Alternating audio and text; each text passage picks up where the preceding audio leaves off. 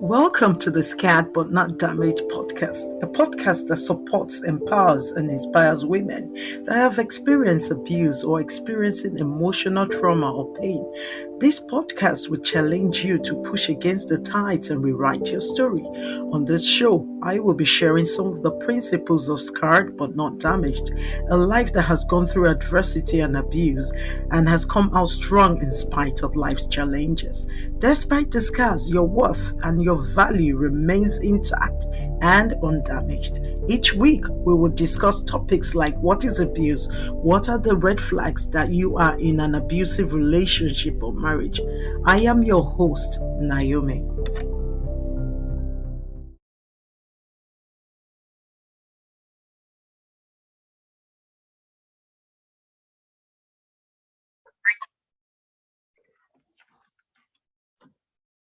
Hello, everyone. Welcome back to my show, the Scared But Not Damaged podcast.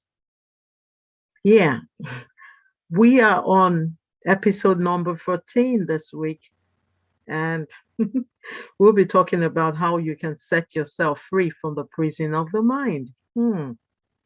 This is a very deep topic right here. Many of us are imprisoned by our own minds. So, why do I say this? A major event happened in my life that changed the trajectory of my life. From being a very smart, smiling, happy young woman to a sad, bitter, and that made me very vulnerable for so many years. Boy, did I live a miserable life in pain and complaining and blaming the past? Yes, I did. That pain was real.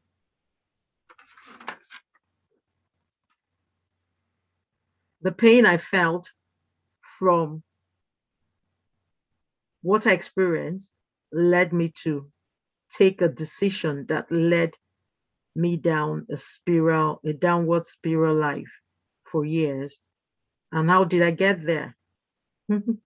I will explain. What the major event that happened?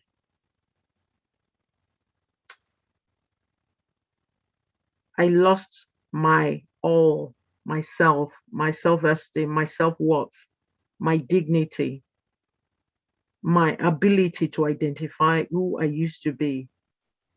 And I did not think I could pick myself up again.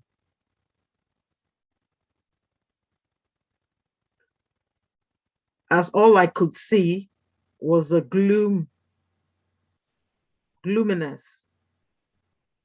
no way out. I saw myself in a very dark prison of my own mind.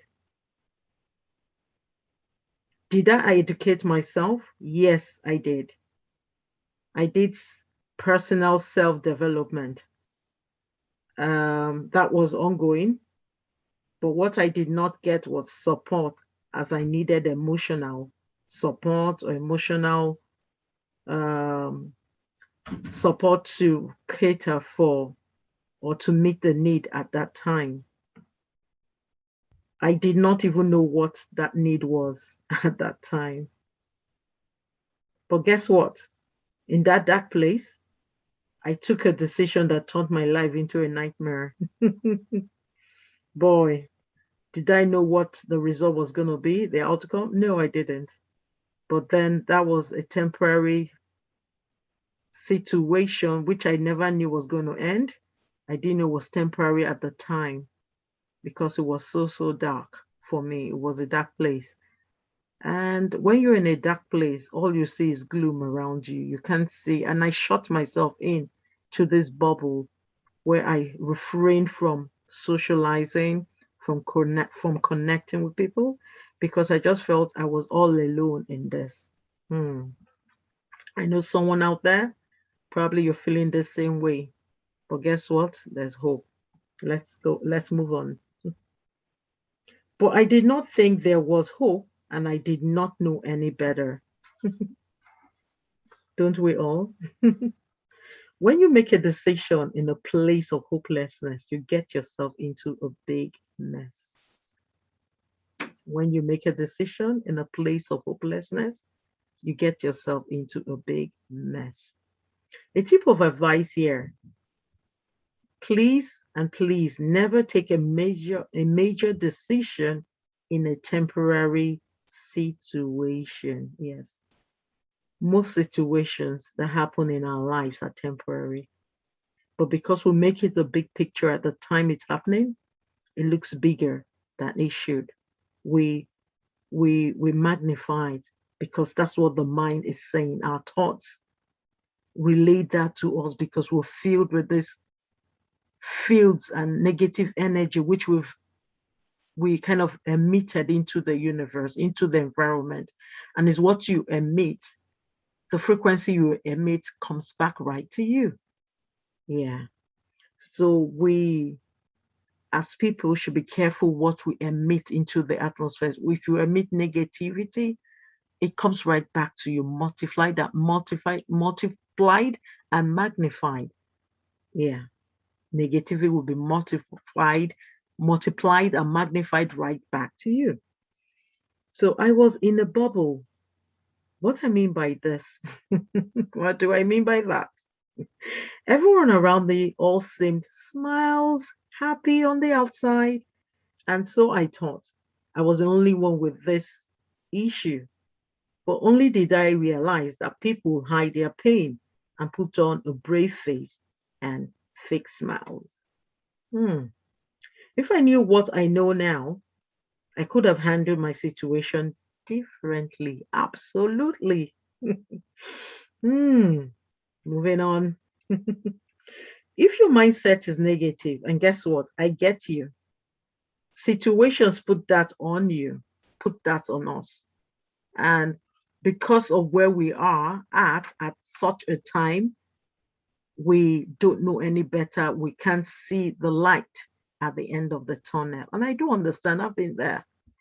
For so many years, I stayed in my gloomy place because I didn't think help was coming. I didn't know what else to do. All I knew was succeed. And I found myself in this unpleasant situation, which I could not get myself out of. My mind was playing up on me big time, and I couldn't see the light at the end of the tunnel. So I get you. I did not start out that way. I was a young girl with big ambitions, big dreams. I was a go getter. I was an entrepreneur, a successful one at my level at that time. So all I knew was to succeed. I only prepared for so much success, but I was never taught how to prepare for failure or how you prepare when you make a decision that goes south, right? I hear you. I hear you. I understand where you've been because I've been there too. So when failure showed up in my life, I did not know how to handle it. So I made stupid decision as to the best of my knowledge and ability at the time. I wanted something happy. I wanted whatsoever can fix the situation. Though the situation was temporary, but at that time, it didn't feel temporary. It felt like a long life event. It felt like I was going to die in this. This darkness was never going to shift. Hmm. Now, looking back, I can smile and laugh. Now, because I'm alive to see today. But then it didn't look like I was going to see today. It didn't look like something was going to shift. It didn't look like life was going to change. I felt the whole world crumbled. And while everyone was living life, I was living in misery, in pain, and turmoil. But in hindsight, it would have been nice to know how to deal with failure.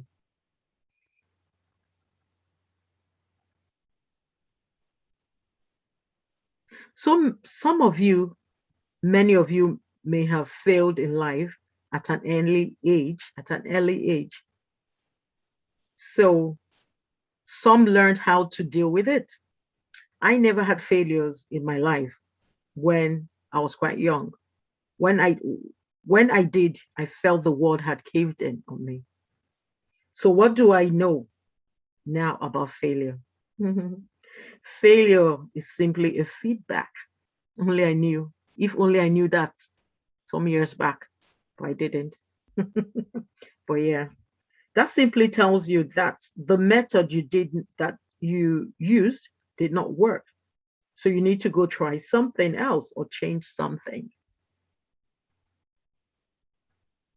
Failure is to learn a new definition for failure.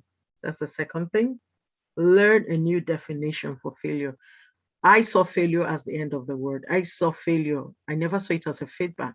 I saw it like, oh my God, that is my world has ended.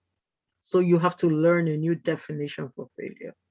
Failure has nothing to do with you as the individual because it was an event that happened to you. Because you are not a failure, it was an event that happened. So take you away from that situation, from that word failure. Failure happened to you. You are not a failure. But then I saw myself for so many years as a failure. I had to change my mindset. And this just happened a couple of years now in recent times. I had to work on myself.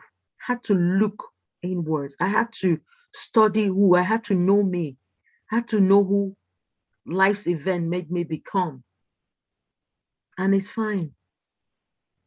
The main thing is get a picture of who you used to be. And that's a good picture of that model of who you used to be. And get a picture of what the event made you to be. And try and project or imagine, visualize who you want to be. Yes, you can. You can make that picture perfect you. You can create a new you. All you need to do is a mindset shift. Have a shift in your mindset. Have your paradigm, shift your paradigm, and the whole world is going to revolve and realign in your favor. Yes, the world will realign in your favor. Start to see yourself positive. Then you start to see positivity come around you. Like I said, whatever energy you emit is the same frequency that hits you back. Guess what? My life began to shift from that place of pain, bitterness, to a radiance, to a life of abundance, a life of bliss. And my, oh my, I began to live instead of merely existing. You too can. Some qualities or guidelines, I would say, for reversing and preventing a negative event or downward spiral events in your life. Number one, self-awareness. Being self-aware and aware of your environment can help you understand the situation you're in better or whatever happened to you. At that time, I was never aware of self. I didn't know what self-awareness was. So in hindsight, if only I knew what self-awareness was and being aware of my environment, I would have done better. But hey, here we are today.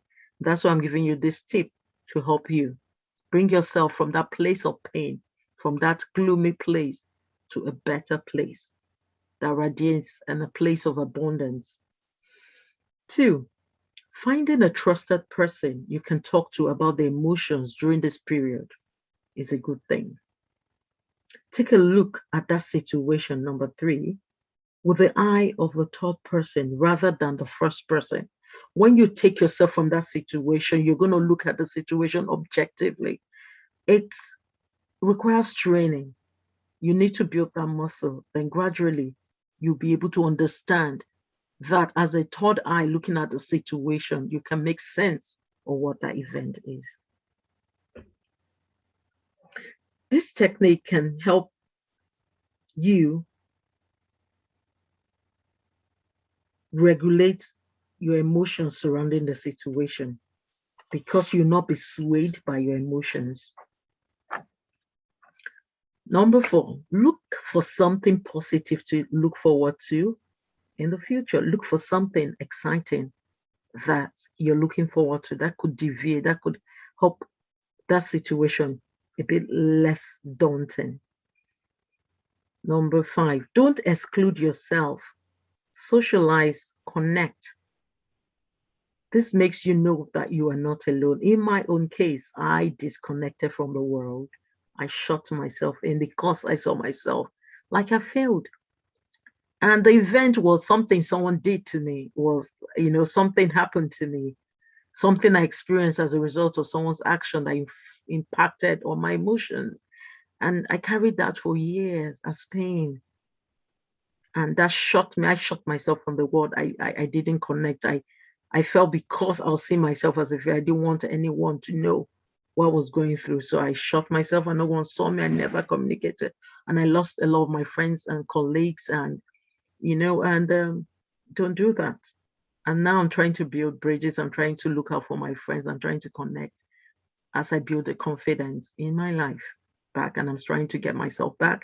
I'm trying to do that. But that was one major mistake I did. I shut myself. I excluded myself from society. So practice mindfulness. It keeps you in the present. It helps you. It stops you from worrying about what may or may not happen in the future. Be present now, this moment. Sometimes you need to ignore reality. This has helped me to cope in very difficult situation that was overwhelming. I started to ignore the reality of what I was going through at that moment. Whilst I was in the midst of it, but I was living in what was under my control at the time. I live for today, not for tomorrow. That was how I was able to break free. I was able to break free.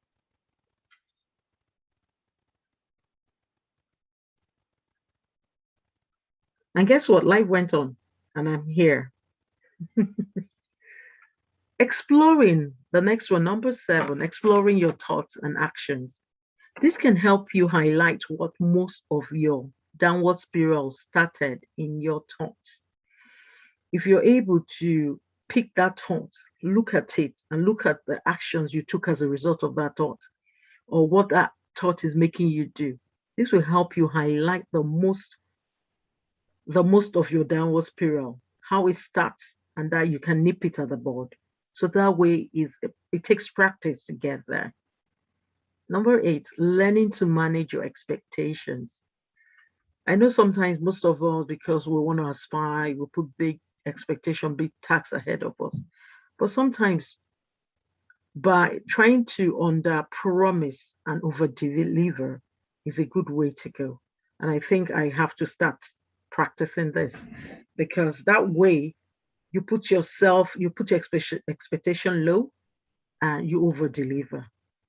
This is related to people going through overwhelming situations. But if your situation is right and ideal, you can have expectations that are higher and you can achieve them. But if you've been in a spinal rut, a negative event in your life, and you're trying to come back up, it's better you set under promising targets and you over deliver. That way you're making small tasks and you're achieving them. That builds your confidence. Setting clear goals and realistic goals for yourself and goals that are achievable. According to Bill Watson, the author of Calvin and Hobbes comic strip, states, I find my life is a lot easier the lower I keep everyone's expectation. That's he doesn't set expectation too high for him. And that way he does overshoot it, but he makes people expect less of him, but then he surpasses that. I think it's a good lesson to learn because that way people are not expecting too much from you. And guess what? We're all human. And so why not set minimal expectation when they ask you, but you know what you're going to do and you push yourself to achieve, and that's going to be bravo. Yeah. Thank you so much as we're coming to the end of this episode. Thank you so much for listening to this episode. I hope you learned a thing or two. Till I come your way again, it's bye from me. Go and start changing the world within you so that you can affect the world outside you. Thanks for joining us this week on the Scared But Not Damaged podcast. Make sure you follow us on Instagram at Scared But Not Damaged so you don't miss a show. Kindly subscribe to the show so you know when new episodes are released, and leave us a review so we can continue to bring you amazing episodes. Thanks for listening and see you next week.